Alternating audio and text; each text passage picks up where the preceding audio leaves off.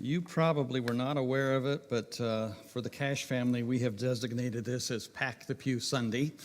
Our daughter and our 3 grandchildren from Alaska are here visiting with us, and I think they also have traveled the furthest to worship with us today. So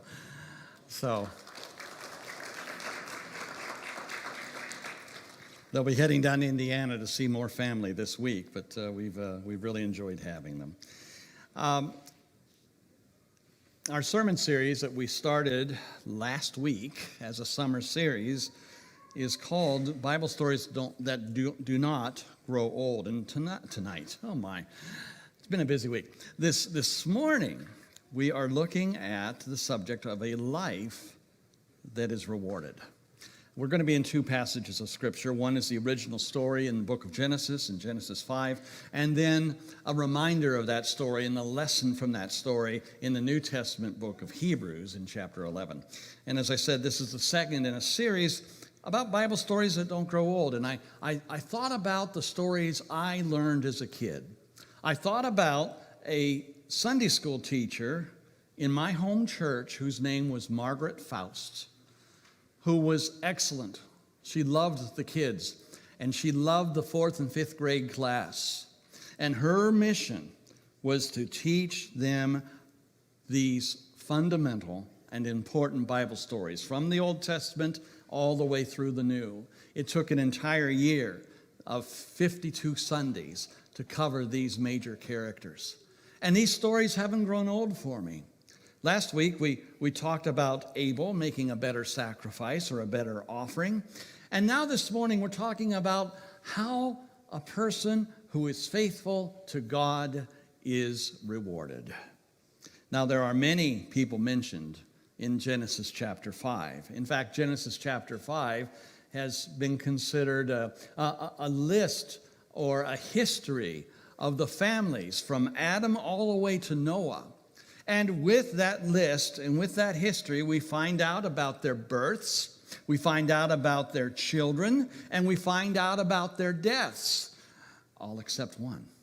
One person mentioned there in Genesis 5 was Enoch. And Enoch was unique. We're told about when he died. We're told about the fact that or when he was born, I'm sorry. We're told about the fact that he had children, but we are not told that Enoch died. And so let's take a look at that. This is Hebrews. Bear with me. It's been a busy week. We've had grandkids and lots of fun and lots of noise and little sleep. Genesis chapter 5, verses 21 through 24. Again, these are the descendants of Adam, from Adam to Noah. And the list just goes down through. Now it says in Genesis 5:21, it says, when Enoch lived 65 years, he became the father of Methuselah. And after he became the father of Methuselah, Enoch walked with God 300 years, and he walked with God 300 years and had other sons and daughters. Altogether, Enoch lived 365 years. Enoch walked with God, and then he was no more because God took him away. Now, if you look at the other examples in this chapter, you find out that they died, and you know how old they were. And yes, the ages are huge. People would suggest that might be because just the fundamentals of this life were different prior to a flood, and people lived much longer. After the flood, we see the ages of the people dropping down to what we know as a common range now. So here's Enoch, listed among all these people with all these huge numbers. He lived 365 years, and then he didn't. Not that he died, but he was taken. Twice in this passage, we see that it's emphasized that Enoch walked with God. And because he walked with God, Enoch's faithfulness pleased God so much that he simply took Enoch to heaven without letting him experience death. He said, I'm going to reward you, Enoch. You're seeing your family members, you're seeing your own ancestors pass away, but I'm going to take you to be with me. Now, Some people would say that's awful far-fetched. It's also awful far-fetched to even think about the numbers here, about the ages of these people. It's because we are living in an age where we have never seen that and never experienced it. And yet, the scriptures tell us that there was this huge longevity that was going on with these first generations of people. The point that we need to make here this morning is that if we walk with God, like Enoch walked with God, we don't need to be afraid of dying. Now, we're all, unless the Lord comes in our lifetimes, we are all going to experience death. Just yesterday, we had a very touching graveside service for a very dear lady and friend of this church, for Lolo Wall. And there were a lot of tears. But there was a lot of celebration. There was a lot of love because of that woman's faithfulness. I would suggest, out of the people that I have met here over the years in Sault Ste. Marie, Lois Wall would have been very much like Enoch in that she was a woman who walked with God. And yes, she experienced death. And yes, we will too. But we don't need to be afraid of it. We don't need to fear what is past this last breath of life we take. Why? Because if we walk with God, we will be spending time with him. And that's the first point we need to address. Enoch was not just a great spokesman for God. We don't know that he ever preached a sermon. We don't know that he ever made a prophecy. We don't see anything about Enoch that says he was a king or that he was a conqueror of nations. He wasn't a soldier or a general of the armies. He didn't build great cities. What was Enoch known for? Enoch was known for walking with God. And that's it. That's all he did. All Enoch had to do to be recognized and remembered was walk with God. Well, what's the big deal about that? Anyone can walk with God, right? Well, yes and no.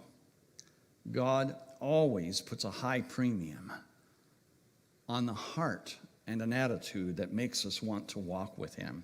Let me give you a few examples. When God chose Noah to build the ark in Genesis chapter 6, it says, Noah was a just man and perfect in that generation, and Noah walked with God. In Genesis 17, when God showed up and told Abram that he would be the father of a great nation and he would be the beginning of the Jewish people, it says, the Lord appeared to Abram and said to him, I am God Almighty. Walk before me and be blameless. In 1 Kings chapter 9, Solomon inherited the throne of Israel from his father David. And it says there, God speaking to him, and as for you, if you will walk before me as David your father walked, with integrity of heart and uprightness, doing according to all that I have commanded you, and keeping my statutes and my rules, then I will establish your royal throne over Israel forever. Solomon, walk the way your forefathers walked. Walk with God.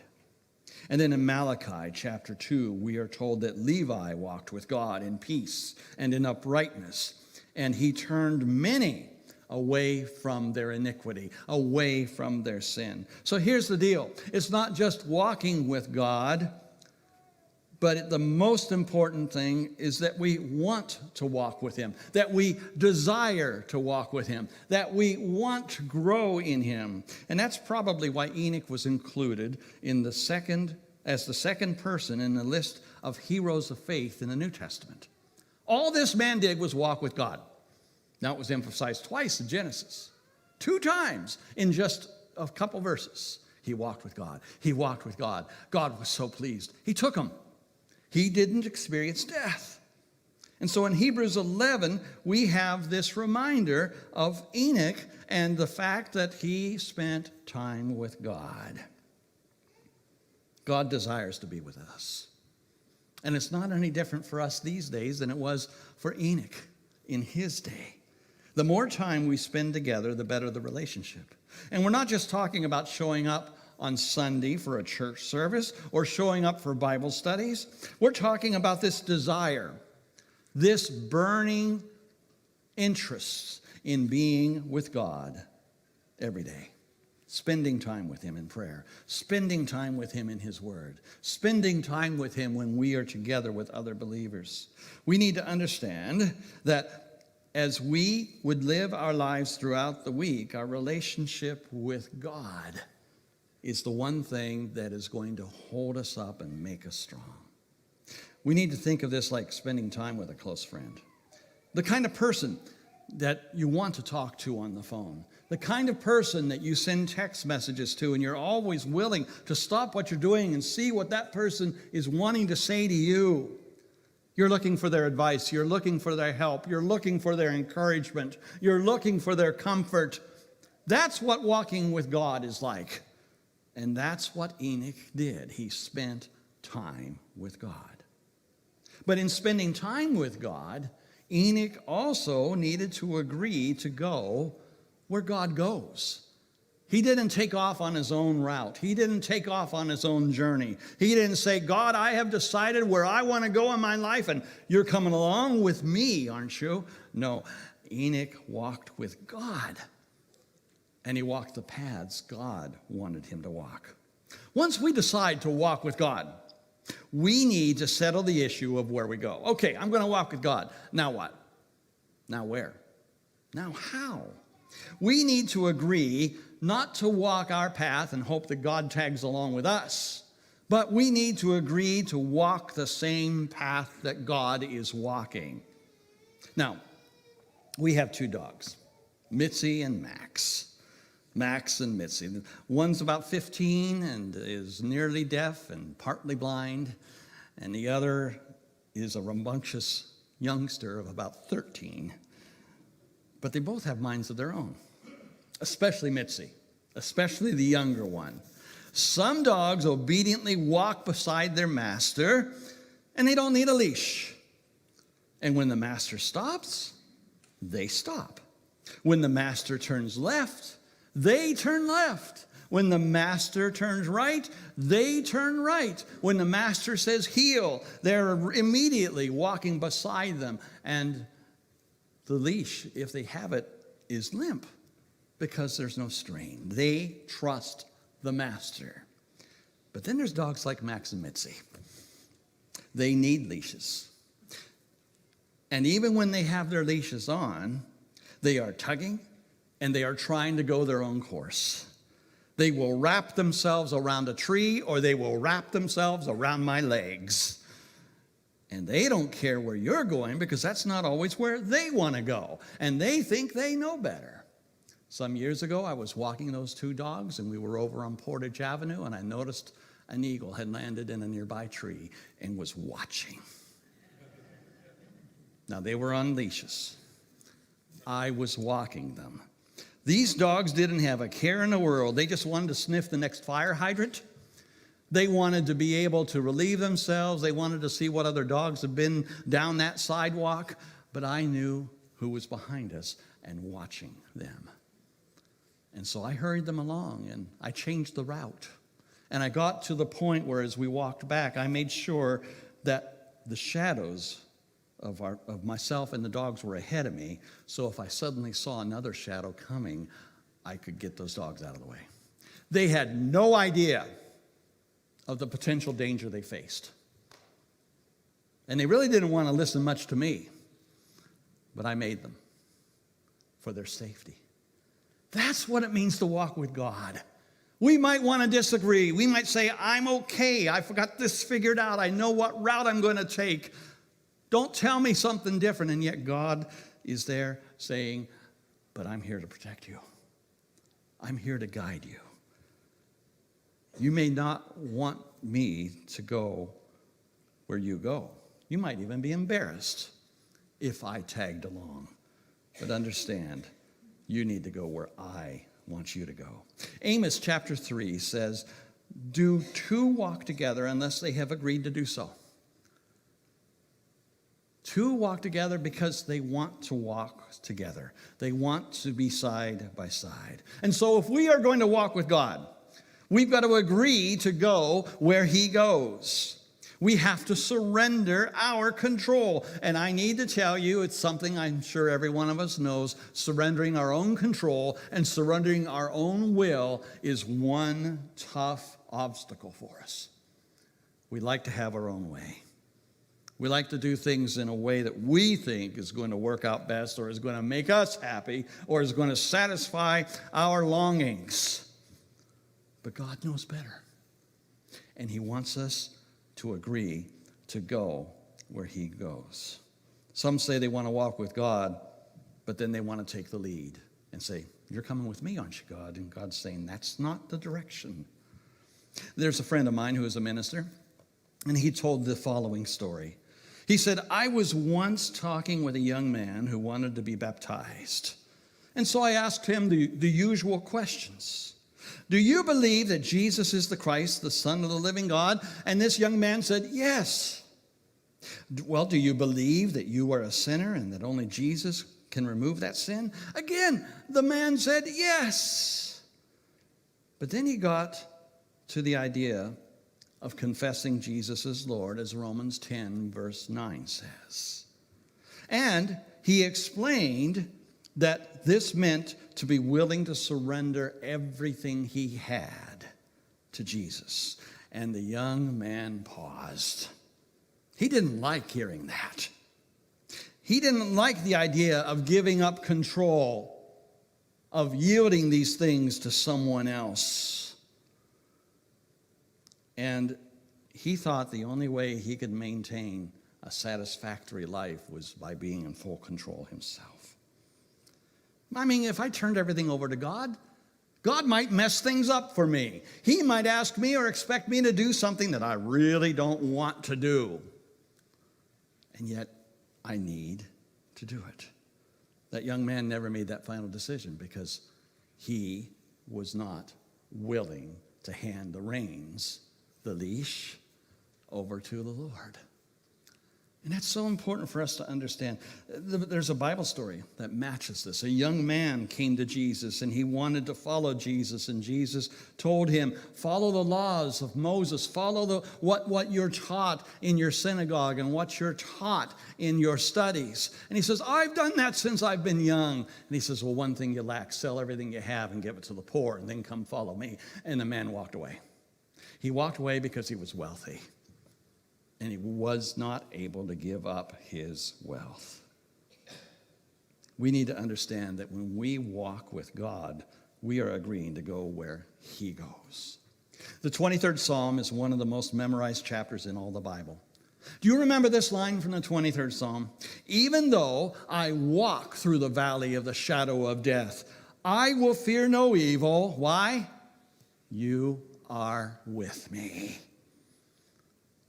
Now, none of us want to walk through the valley of the shadow of death. And when David wrote those words, we need to understand that what he was saying was when we walk with God, we may have to travel through some difficult places. We may have to go where we'd rather not be. And it's not about us tugging on the leash and trying to lead the master. It's not about us trying to convince God that our solution is better than his. It's saying that when we walk with God, we can go through the darkest and the scariest things of life without being afraid, because he's right there with us. He's leading. He's guiding. He's protecting. That's who God is. And that's what we need to understand. He is right there with us when we go where he wants us to go. Finally, we need to understand that when we walk with God, we have something to show for it. There's a reason we walk with God.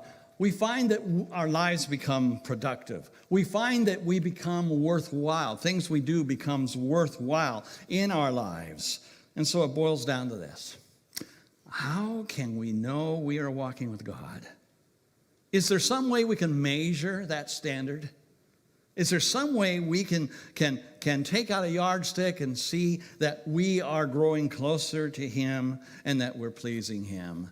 Well, yes.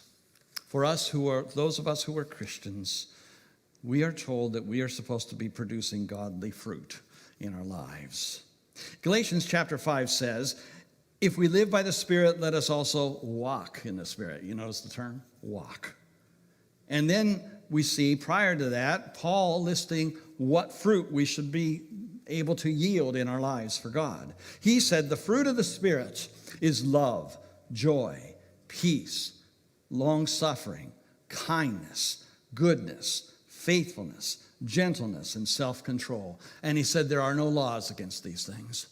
He says that's what we need to be producing if we are bearing fruit for God. The more we walk with God, the more good things we're able to produce in our lives. And let's talk a little bit about self-control specifically. 1 John chapter 6 says, if we say we have fellowship with him, but we walk in darkness as opposed to walking with God, we're lying and we are not practicing the truth. But if we walk in the light as he himself is in the light, we have fellowship with one another. And the blood of Jesus, his Son, cleanses us from all sin. We cannot walk with God and walk in darkness. We cannot lie and be honest. We cannot stay away from God and his people and expect to have the blessings that comes with fellowship. And we cannot be cleansed by the sacrifice of Jesus Christ and still intentionally live sinful lives for ourselves. If we walk with God, we are fundamentally changed and we have something to show for it. Now, in Hebrews, in the New Testament, we have this roll call of faith. We have this history lesson of Old Testament heroes. We started out last week talking about Abel, who offered the better sacrifice, and Cain's jealousy and how Cain actually murdered his brother because he was so angry. But then the next person mentioned is this guy that only has a couple verses written about him in the Old Testament, Enoch. In Hebrews chapter 5, verses 5 and 6, the Hebrew writer said, by faith, Enoch was taken from this life, so he did not experience death. He could not be found because God had taken him away. For before he was taken, he was commended as one who pleased God. And without faith, it is impossible to please God, because anyone who comes to him must believe that he exists and that he rewards those who earnestly seek him. Folks, there's something to show for our walk with God. There's a reward waiting. There's a sense of purpose. There is a final destination. There is eternal peace. And it comes as we give ourselves to God. Now, some people have no relationship with God at all. And they don't want one. I see this quite often when I'm dealing with hospice patients. I would say that probably half of the people don't want any religious connection to their death. There are others who want a limited and a distant relationship. And with that, I'm often called in when some of these people who are so adamant that they didn't want to have a chaplain or a preacher or a priest or anyone come to their door, now they're concerned as they realize they only have hours, and suddenly it becomes very real. But those who have accepted Jesus Christ as Lord, those who have understood what it means to walk with him, can experience the same unique relationship as Enoch. It doesn't mean we won't die, but it does mean we won't have to be afraid of what is there. An old hymn says it well. When we walk with the Lord in the light of his word, what a glory he sheds on our way. While we do his good will, he abides with us still, and with all who will trust and obey and walk with God. Because the Lord is our shepherd. He leads. He restores. He guides. He comforts. He feeds. He refreshes. He fills. Forever. Forever. And we don't need to be afraid. Oh, what a blessing. To know that we can have the same type of relationship that Enoch had with God. And that we can please God so much that he can't wait until we are face to face. Oh, what peace we often forfeit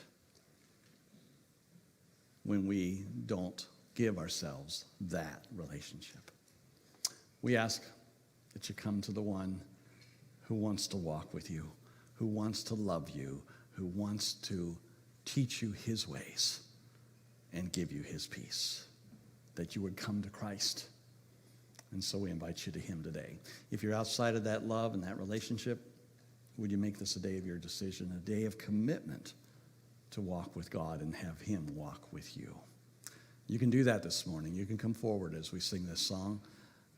And if you need Christ, we'll find out where you're at. We'll show you what the scriptures say. We'll introduce you to the Lord. And you can walk with him. Let's stand together. And if you're ready for that kind of commitment and decision, please come forward.